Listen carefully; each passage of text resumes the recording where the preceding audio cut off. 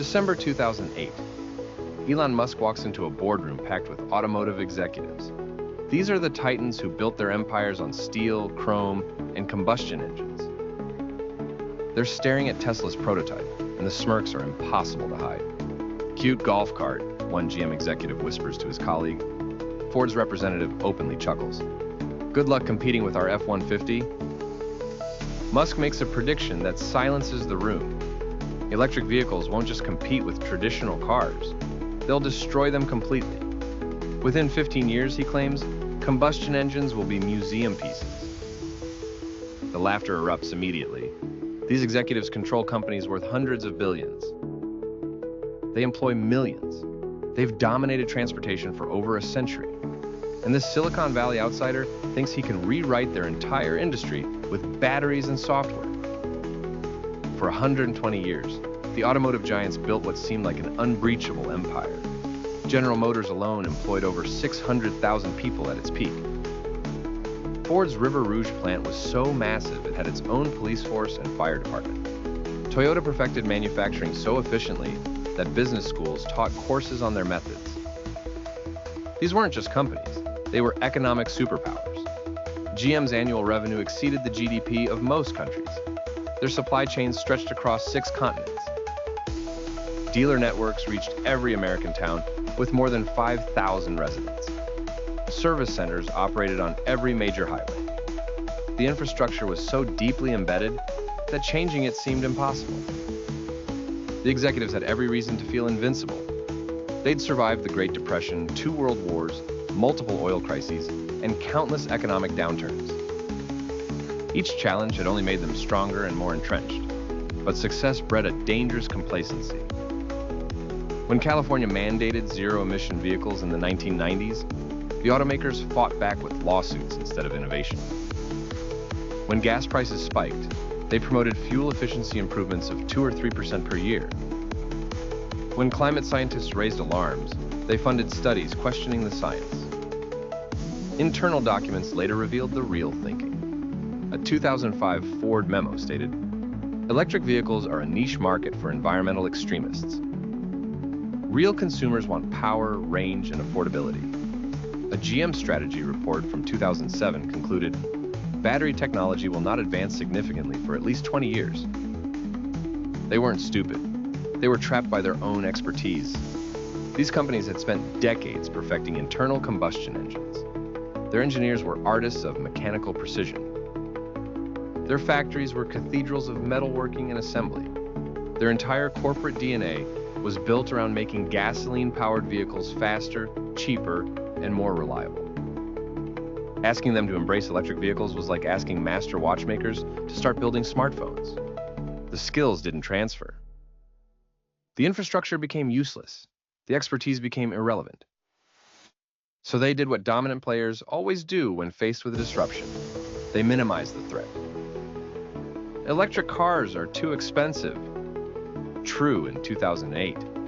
The range is pathetic. Also true. There's no charging infrastructure. Completely accurate. Consumers will never accept them. Seemed obvious based on focus groups. Every objection was factually correct at that moment, but they made a fatal assumption. They believed these problems were permanent features of electric vehicles, rather than temporary obstacles waiting to be solved. The fortress mentality infected every decision. Why invest billions in battery research when combustion engines were already profitable? Why build charging stations when gas stations covered every corner? Why sell direct to consumers when dealer networks handled that relationship perfectly? This thinking extended beyond just product development. It shaped their entire approach to innovation. Instead of asking what's possible, they asked, why fix what isn't broken? Instead of seeking breakthroughs, they focused on incremental improvements to existing technology. Meanwhile, a small startup in Palo Alto was asking completely different questions. Not, how do we make our current approach better, but what if we started from scratch?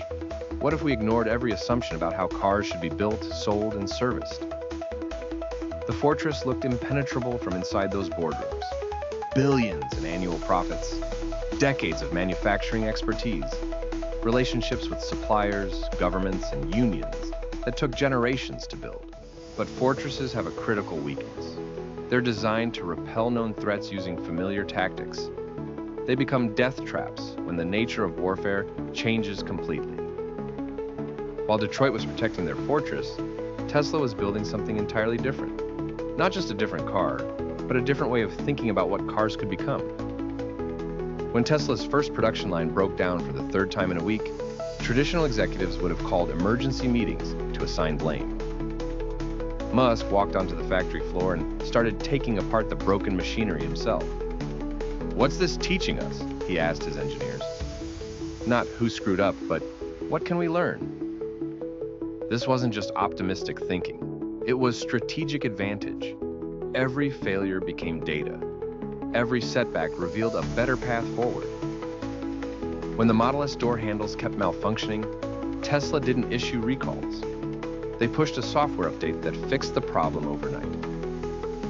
When early customers complained about acceleration lag, Tesla downloaded more power to their cars while they slept. Traditional automakers spent years perfecting every detail before launching. Tesla launched, learned, and improved continuously.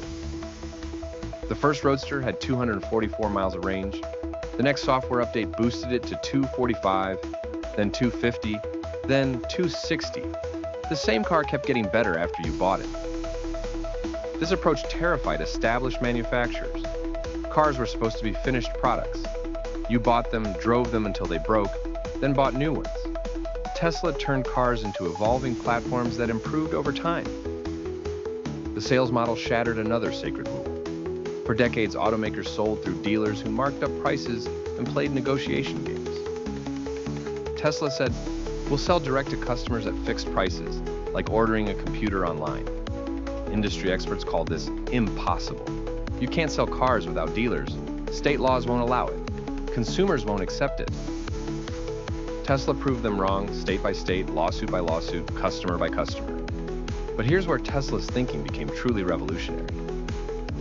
While competitors were adding screens to traditional dashboards, Tesla built the dashboard around the screen. While others treated cars as mechanical objects with some software features, Tesla treated cars as computers that happened to have wheels. The charging infrastructure problem perfectly illustrated this difference. Traditional automakers said, "We can't sell electric cars until someone builds charging stations." Tesla said, "We'll build the charging stations ourselves." While competitors waited for government programs or third-party companies to solve the problem, Tesla was installing superchargers across the country. They didn't ask permission. They didn't wait for committees. They saw what needed to exist and made it exist. The speed of iteration shocked the industry. Tesla could design, test, and implement changes in months that took traditional automakers years to complete. When they discovered a better way to manufacture battery packs, the improvement appeared in cars rolling off the production line within weeks. Software updates delivered new features constantly. Autopilot capabilities improved monthly. Entertainment systems added games and streaming services. Performance modes unlocked hidden power. Customers weren't just buying cars. They were buying platforms that evolved continuously. This created a psychological shift that traditional automakers completely missed. Tesla owners didn't just drive their cars, they evangelized them. They invited neighbors for test drives. They posted videos of silent acceleration that left Corvettes behind at traffic lights. Word of mouth became Tesla's most powerful marketing tool. While competitors spent billions on Super Bowl ads, Tesla customers were doing the selling for free. The breakthrough wasn't just about electric motors replacing engines. It was about treating impossibility as a starting point, rather than a stopping point. Then came 2012. The Model S hit the road and the laughter stopped. This wasn't another electric golf cart. This was a luxury sedan that obliterated every assumption about electric vehicles. 0 to 60 in 4.2 seconds, over 265 miles of range. A 17-inch touchscreen that made every other car interior look like it was designed in 1995. Motor Trend's reviewer floored the accelerator for the first time and immediately pulled over. He called his editor, "We need to rewrite everything we know about electric cars." Consumer Reports broke their own scoring system. The Model S earned higher ratings than any car they'd ever tested. The National Highway Traffic Safety Administration gave it 5 stars in every category. Then something unprecedented happened. The Model S scored so high in roof crush tests that it broke their testing equipment.